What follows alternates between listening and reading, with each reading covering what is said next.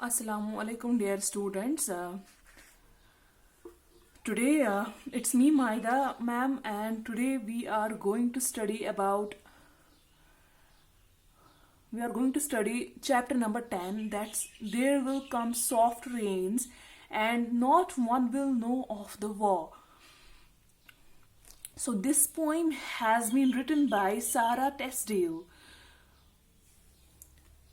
First of all, let me tell you one thing.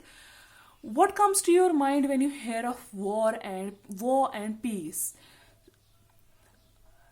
Think yourself, jot down some points when you come when you come across a word war, and when you come across a word peace. What sort of things come to your mind? Jot down them, make a list of those points and jot down them on your rough notebook. So let's move without wasting our time. Let's move to the connect. What kind of images come to your mind when you think of war and of peace? What feelings are aroused when you hear the word war?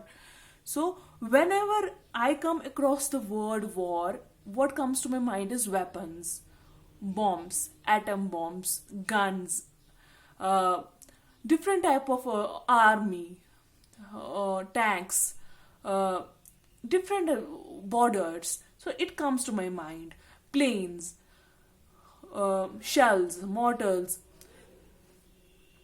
And whenever I hear come across the word peace, what comes to mind is chirping of birds, no human intervention. मतलब there is no मतलब there is no war. Peace means simply if there is no war, and uh, if uh, if we see peace simply means what? Sukoon, shanti. That's called peace, or we can say peace directly means opposite of war. It's peace is direct opposite of war, and peace means when there is peace of mind, when there is peace in the world, when there is peace in heart, when the heart and there are different kinds. मतलब you can give peace any meaning.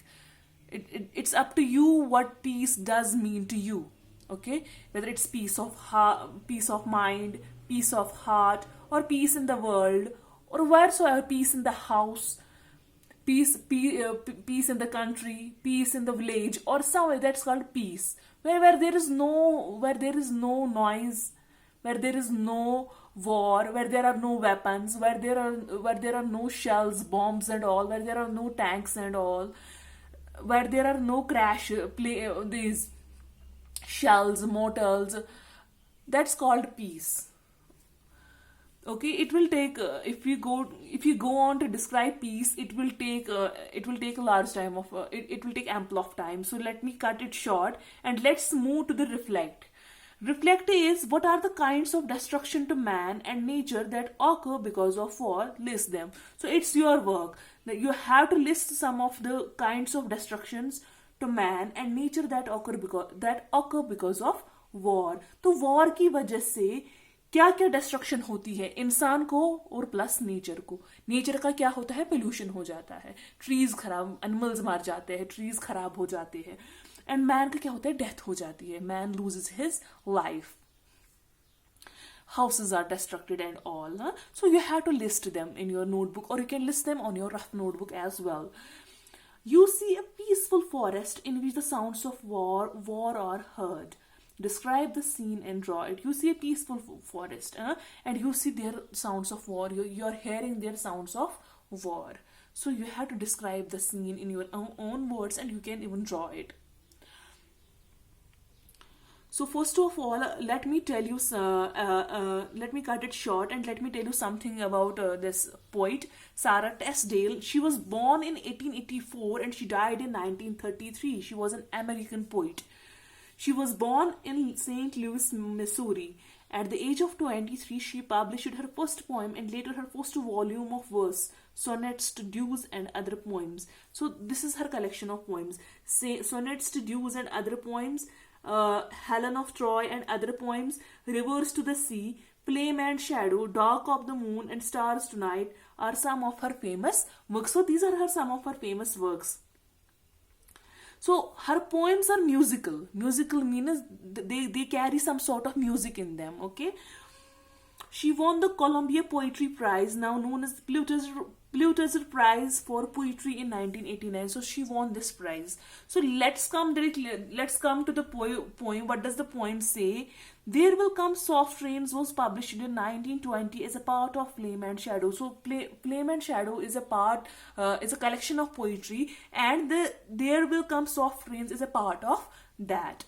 It is a 12-line poem that displays a plethora of figures of speech such as alliteration and imagery. So there are plethora. Plethora means there are much.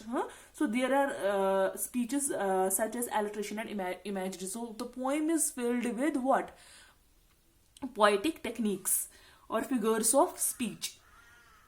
It touches upon various themes and has hidden meaning. So it has hidden meaning, and it carries some theme. So every poem carries some theme. So carries this poem. Okay, the juxtaposition between war and nature and has been justly shown in this poem. Juxtaposition means the relationship between war and nature, the mixture of war and nature. जिस तरीके से इसने mix किया है, मतलब जुक्सटापोज किया है किनको, वॉर एंड नेचर को, वो अच्छे से पोइम में दिखाया गया है.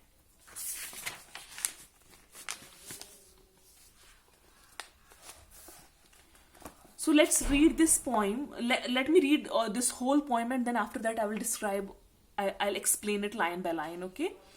There will come soft rains and the smell of the ground, and swallows circling with their shimmering sound, and frogs in the pools singing at night, and wild plum trees in tremulous white. Robins will wear their feathery fire, whistling their whims on a low fence fire. And not one will know of the war, not one will care at last when it is done. Not one would mind, neither bird nor tree, if mankind perished utterly. And Spring herself, when she woke at dawn, would scarcely know that we are gone. So, first of all, let me tell you one thing. The poem is musical. Musical, what? It has a rhyme. For example, ground, sound, night, white, fire, wire, one, done, tree, utterly, dawn, and gone. So the poem has a rhyme scheme of A, A, B, B, C, C, D, D, E, E, and F, F. I hope you know what does this rhyme scheme mean. Okay, so the poem carries a rhyme scheme of A, A, B, B, C, C, and so on. So what actually does poet here want to say? The poet actually here wants to say that this earth is not only possessed by human beings. ये धरती जो है, ये जमीन जो है, इस पे खाली इंसान ही नहीं है. ये खाली इंसानों के लिए नहीं है ये जमीन, ये किसी और चीज के लिए भी है. तो like we see today, so there is less human intervention nowadays because of coronavirus. So you see the nature is healing, it's improving itself. So doesn't matter if humans doesn't remain here on this earth. This is the message that is carried by the poem, that's carried by this poem. There will come soft rains and the smell of the ground, and swallows circling with their shimmering sound. So first of what is here? He is describing the natural movement where everything will be arranged and rejuvenated. Rejuvenated means where everything will be refreshed. It will be new. Everything will be new. There will come soft rains. So here he is describing the natural movement.